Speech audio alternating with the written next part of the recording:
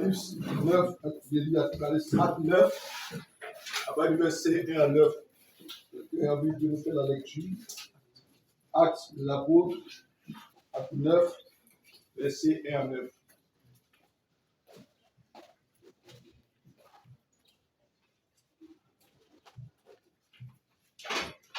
Acte chapitre 9, verset 1.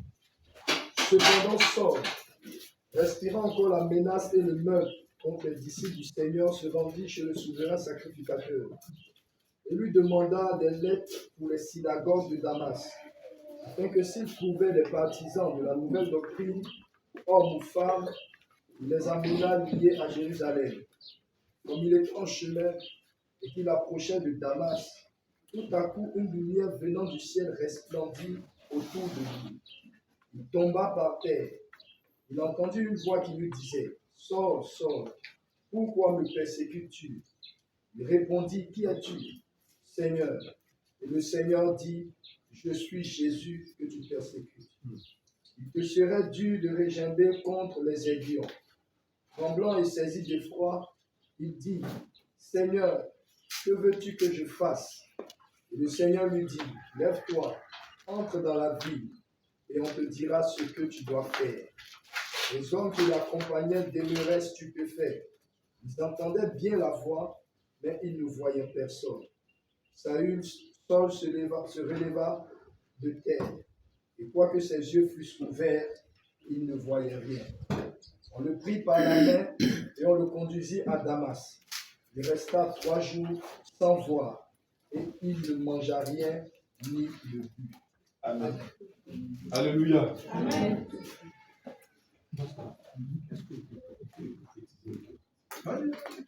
Amen. Vous savez, le Seigneur dans sa parole, avant que je ne vienne ici cette semaine, le Seigneur, il parlait de cette personne, il ne sait pas si je dois parler, mais particulièrement pour 2 personnes, je voudrais parler. Le peuple est témoin, le pasteur est témoin, Dieu est témoin. Alléluia. Amen.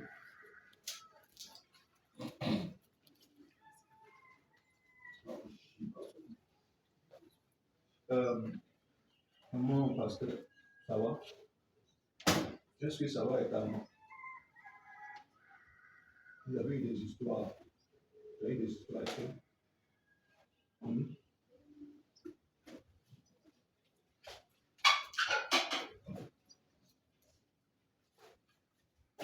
Ce que je vais te dire ce matin, il faut chercher à devenir pardon à ta main. Il faut chercher à devenir pardon à ta main. Et quand tu vas demander pardon, ce n'est pas pardon en lien avec tes paroles. Cherche ne pas une preuve. Trouver sa métier. Parce que les paroles qui ont été libérées ont blessé cette femme. De même que tu as le respect, tu as de la considération pour ton père, de même tu dois le faire pour ta mère. Peu importe ce qu'elle a fait, peu importe ce qu'elle a eu à dire, dis-toi du respect. C'est ta mère. C'est ta mère. Avant que je ne vienne ici cette semaine, j'ai prié. Si tu ne le fais pas, c'est une sentence sur ta vie. C'est vrai. Tu vas penser que tu es en train d'avancer. Mais à chaque fois que tu vas retourner en arrière au point de départ, même quand tu auras des revenus de part et d'autre, à chaque fois, elle va te ramener au point de départ.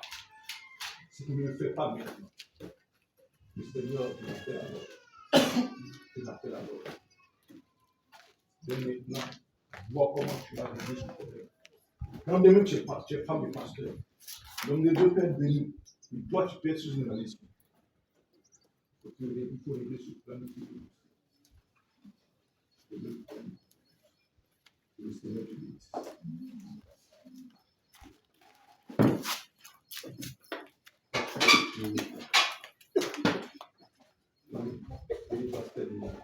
Dieu te bénisse.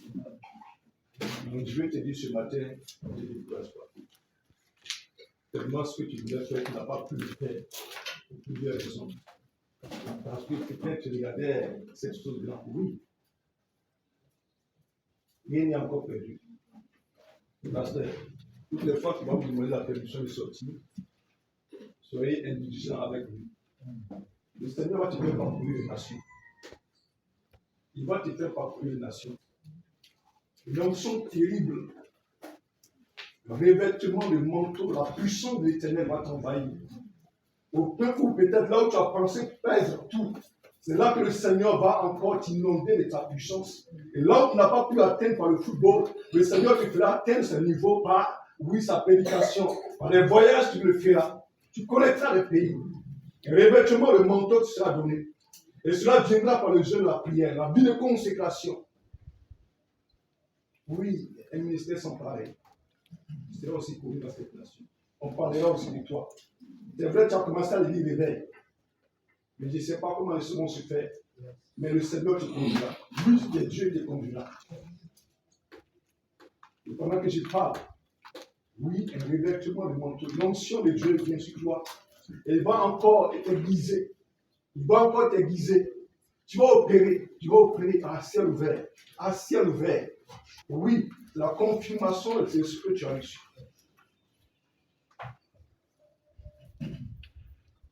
Le Seigneur te bénisse. Le Seigneur te bénisse. Et que plus personne, et que rien ne puisse brûler la grâce, la puissance de Jésus. Et que cela nous conduise au quotidien. La montagne qui te remplisse. Qui te remplisse, qui te remplisse. Amen. Bien-aimés, voici une histoire que nous raconte la Bible, les livres des Actes des Apôtres. Acte 9, verset 1 à 9. Ce que je voudrais traiter comme avec vous, comme thème ce matin, je voudrais parler du changement. Bien-aimés, dans la vie de toute personne, il doit y avoir un changement. Amen. Nous sommes petits, nous faisons les 4 pas, nous asseyons, et après, nous allons à l'école primaire pour ceux qui ont la chance, et nous devenons adolescents, et au fur et à mesure, la vie nous-mêmes, elle-même nous change.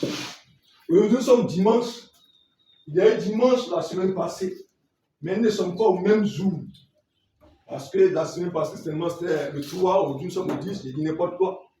Mais il y a toujours un changement.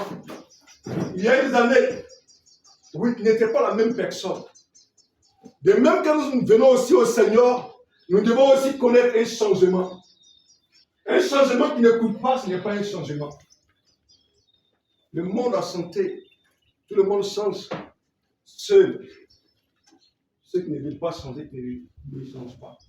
Mais la réalité, c'est que quand tu ne changes pas, tu deviens autre chose. Il y a aussi le changement positif comme le changement négatif. Mais je voudrais t'encourager ce matin à changer d'une manière positive. Amen. Dans la Bible, il y a des histoires, des personnes qui ont changé d'une manière négative. Tu as bien commencé, mais qui n'ont pas bien terminé. Mais ce matin, j'ai pris que ce matin, tel que tu es venu au Seigneur, qu'il y ait des changements positifs dans ta vie. Amen. Le livre des apôtres nous parle de la transmission diverse de l'œuvre de Jésus-Christ aux apôtres et aujourd'hui à ses serviteurs. C'est pourquoi cela a pris le monde afin que sa parole soit glorifiée. Amen. Bien-aimés, ici, on parle d'un homme, Saul de Tarse. Saul de Tarse connaissait la parole de Dieu sous une autre forme. Il connaissait la loi de Moïse. Alors il œuvrait, oui, sur la loi de Moïse. Alors ils ont entendu une doctrine venant de la part de Jésus-Christ. Alors cela a scandalisé tout le monde. Pourquoi cela? Pourquoi ce changement? Nous ne connaissions pas ce Jésus. On connaissait la loi de Moïse. On connaissait la Torah. Et nous avons marché tous les jours par la Torah. Pourquoi est-ce qu'aujourd'hui on nous parle de Jésus? Alors, sa mission première était maintenant de pouvoir tuer ou emmener captif tous ceux qui servaient Jésus en son temps. L'Église doit connaître la persécution. L'Église doit connaître un temps de trouble. L'Église sera secouée. Mais bien aimé, Dans tout cela, le chrétien est resté fidèle. Ils sont restés fidèles en train de chercher la part de Dieu.